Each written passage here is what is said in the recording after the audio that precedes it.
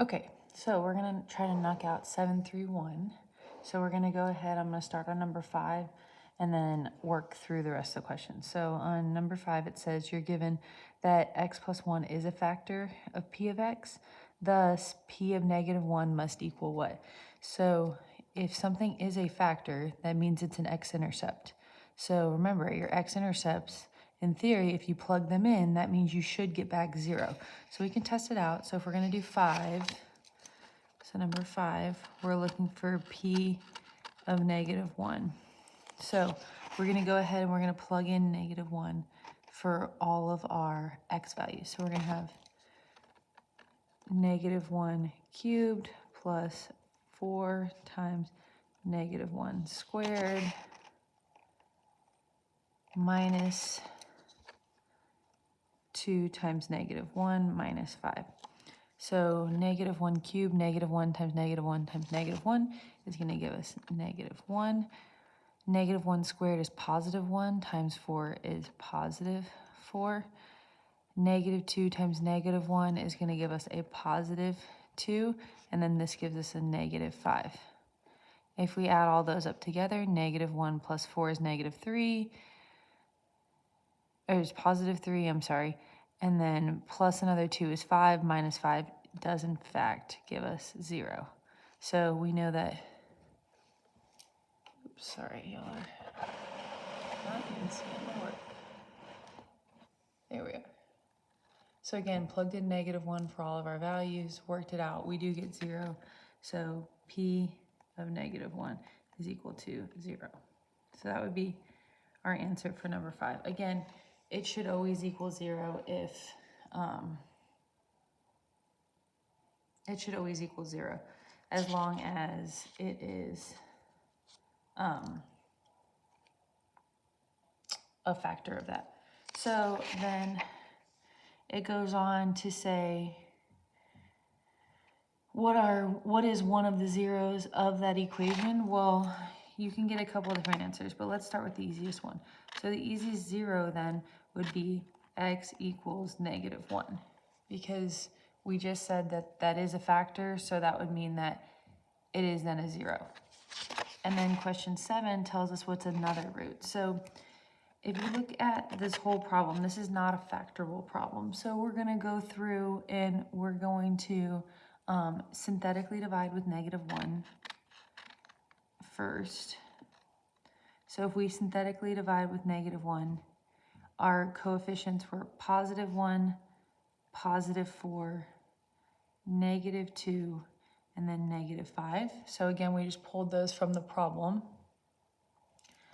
Remember, you're going to multiply on the outside, add on the inside. So negative 1, here we get 3, negative 3, we get negative 5, positive 5, 0. What you're left with, you're going to rewrite. So we're going to rewrite this as x squared plus 3x minus 5. And we're going to go ahead and we're going to see, can we factor that? So if we tried to factor that, we'd be looking for numbers that multiply to give you negative 5, but add to give you positive 3. Okay, there are no numbers, so this is not factorable. That doesn't mean that you can't find the other answers, it just means you can't find them using factoring. So, time to pull out your favorite. If you can't use it doing factoring, you need to then use, think about it, that's right, the quadratic formula. So, we would label that our a value is equal to 1, our b value is equal to 3, and then our c value is equal to negative 5. If we plugged into the quadratic formula, we would start, and we know that it's x is equal to negative b, so negative 3 plus or minus the square root of b squared, so 3 squared is 9, minus 4 times your a value times your c value, all over 2 times your a value. So if we break down on the inside, we have 4 times 1 is obviously 4 times negative 5.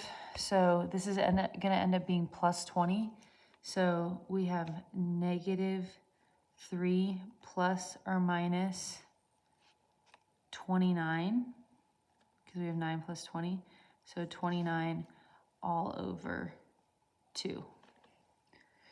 29 can't be broken down into any perfect squares, so this would end up being your other 2 zeros. So this was degree 3, so you should get, in theory, 3 zeros. So you have 1 0 here, and then you have your plus is 1 and your minus is 1. So that kind of gives you both. Okay, moving on to number 8. So on number 8, it says find all the roots of x to the 4th minus 8x squared minus 8x plus 15 is equal to 0. So again, first thing you always look for is, can you solve with grouping or factoring? Nope, you can't solve with grouping or factoring. So find all roots. If you go back to page 116, you had all of these different theorems, and we'll use all of them. But the one that you're going to use for these next couple problems is called the rational root theorem.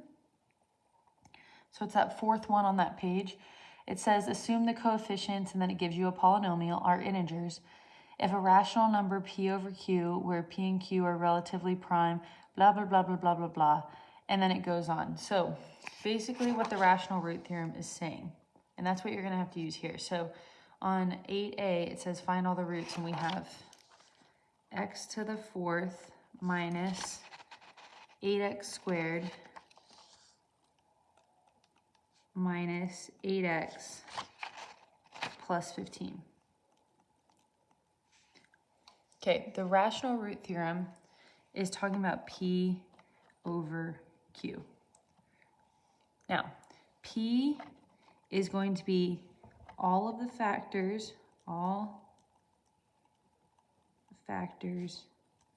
of your constant, which is 15 in this case. And q is going to be all the factors of leading coefficient. So in this case, that is just a 1 because there's nothing in front. So basically, you're going to take 15 over 1, and you're going to do all the factors positive and negative. So all the factors positive and negative of 15 are positive or negative 15, positive or negative 1. Then you have positive or negative 3, positive or negative 5. And then your only factors of 1 are plus and minus 1. So that's step 1 when you're doing rational root theorem. All the factors of your constant, your last term, over all the factors of your leading coefficient. Then you go one step further, and you're going to do all the different combinations. Well, in this case, there's only a 1 on bottom, so you're going to have 4 different combinations. If you had a plus or minus 2 also on the bottom, then you'd start to have different combinations. So it turns out that our possible roots are positive or negative 15, positive or negative 1, positive or negative 3. Oops, we're about to run out of room. And positive or negative 5.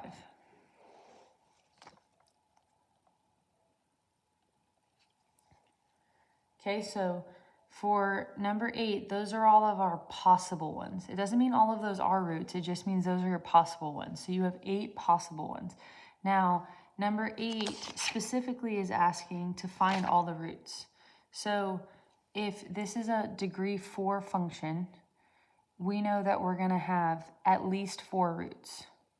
Some of them will be real, some of them will be not real. So what you're going to do is you're just going to pick one of these numbers at random. And honestly, it's going to be a guess and check. I always start with 1 because it's the easiest one to look at. And you're going to synthetically divide. So if we were to synthetically divide, it would be 1, 0, negative 8, negative 8, 15. So bring down our 1, multiply on the outside.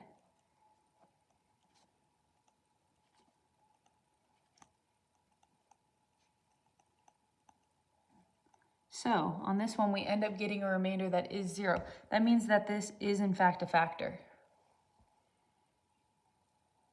So that's good. You found one factor. That's a good place to start.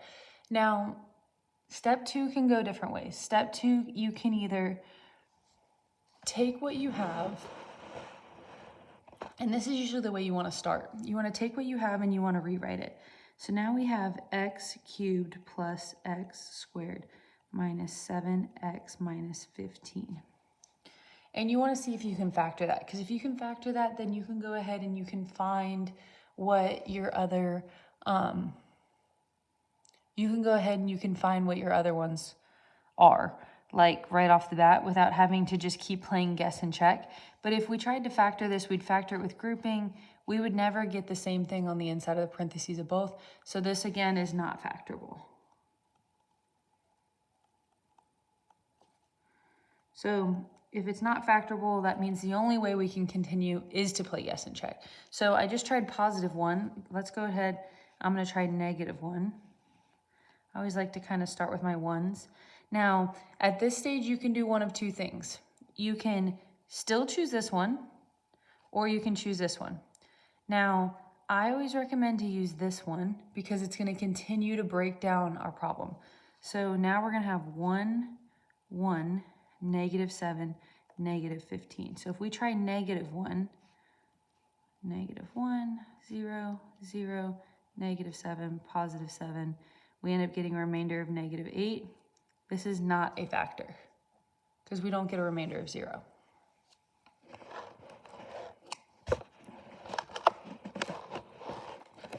So then we're going to try our next one. So let's say we want to try +3 next. So if we go ahead and we try +3 next, and I kind of just like to build up. We'll just come right here.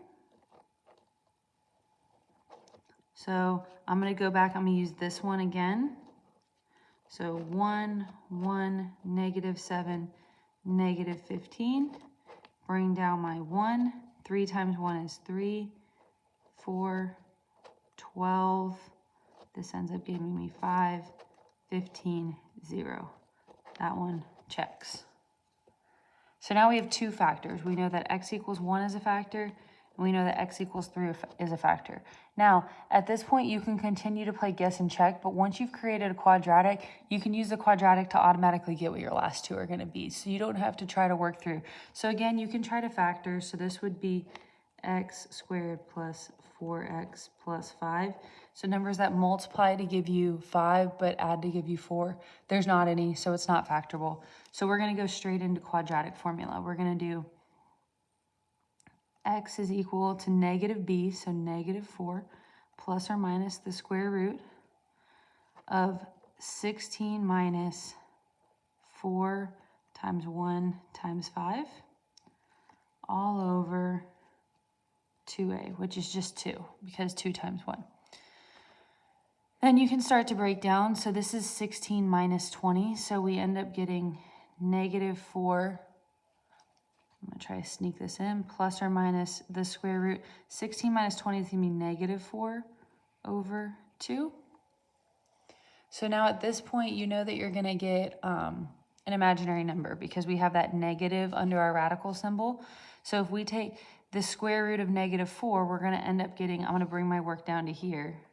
We're going to end up getting -4 plus or minus 2i, because the square root of 4 is 2, and then when you bring out the negative, that's your I, all over 2. And then last step is to finish breaking down. So -4 divided by 2 is going to give you -2 plus or minus I. So that means that all of your zeros end up being x equals 1, 3, and then -2 plus I. Can you still see that? And then we'll put it up here, -2 minus I. So that's how you get your 4. Again, whatever the degree of your function is how many zeros you're going to have. You don't know how many real or you don't know how many imaginary, but you just know how many altogether. All right, on to the next question. So question 9 is a lot like what we just did up on question 5. So if you are given that the factor of p of -3, or if you're given that a factor is x plus 3, then if you plug in -3, you know you're going to get 0. So on number 9, you should get 0. So one of your factors is -3.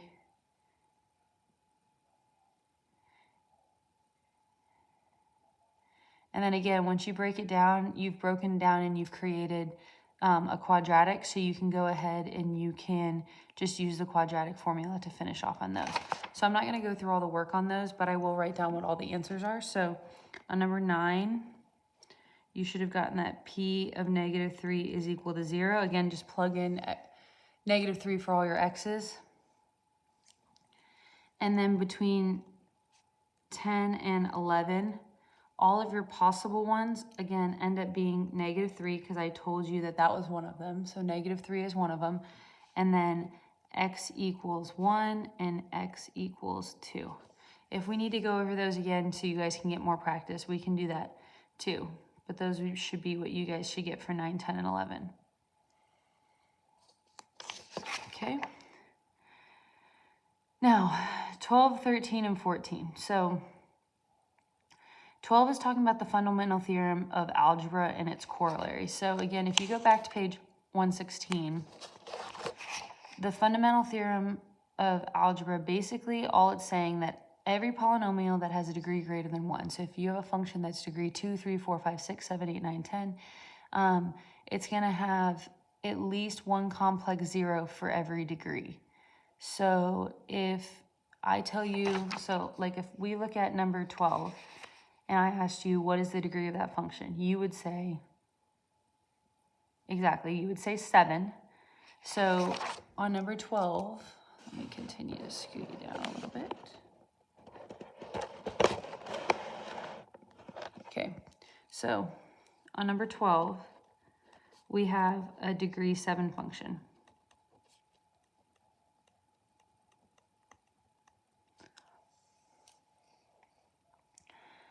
So because it's a degree 7 function, that means that it will have 7 complex roots. We don't know if they're going to be positive. We don't know if they're going to be, or we don't know if they're going to be real. We don't know if they're going to be imaginary. We don't know any of that, but we know that there's going to be 7 altogether because it's a degree 7 function. That's all the fundamental theorem of calculus is saying. So really don't let that one kind of mess with you too much. Okay, and then 13. So if we look at 13, it's kind of a tricky one. So 13, it wants you to divide a cubed plus b cubed divided by a plus b. So automatically, we can't set up synthetic really on that one because like it's not x plus or minus a number. I mean, it kind of is, but it gets kind of funky. So this one's one that's kind of easier to just use normal division, and it gives you a hint. So it tells you that a cubed plus b cubed. So we're going to rewrite it as, so it's going to be 13. I'm going to have to think small when I do this one. So we have a plus b is going into, and it tells you how to rewrite it. So it's a cubed plus 0a squared plus b, yes. 0a squared b plus 0ab squared plus b cubed. Okay, so you're still going to do this the same way that you would always do it. So you're always going to look first term inside, first term outside. And you're going to think, how can I get from one to the other? So a times what gives me a cubed? That's going to be a squared. And you're going to multiply a squared times a is a cubed. A squared times b is going to be plus a squared b. And then remember, we are subtracting. So these are going to cancel, and this is going to give me negative a squared b, and then I'm going to bring down plus 0ab squared. And then we start the process all over again. A times what would give me this negative a squared b? Well, it's going to have to be negative, and I need another a, and I need a b. So then if I multiply negative ab times a, I get negative a squared b.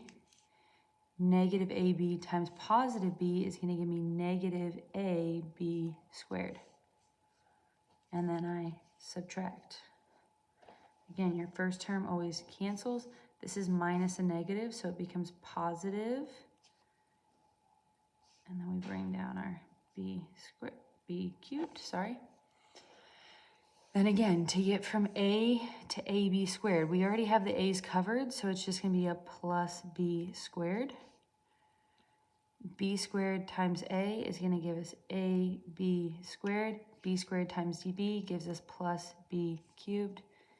Everything cancels out here. So this would be my final answer.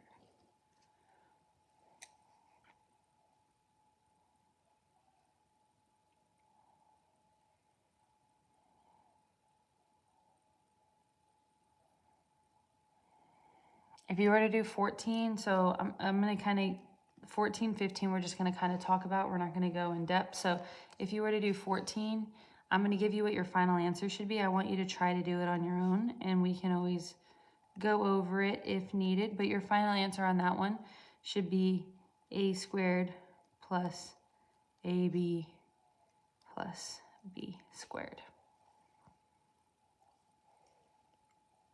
So you can see if you can work that. Now, that challenge problem, which is right under, is absolutely ridiculous for sake of a better term. So we're not going to go through it.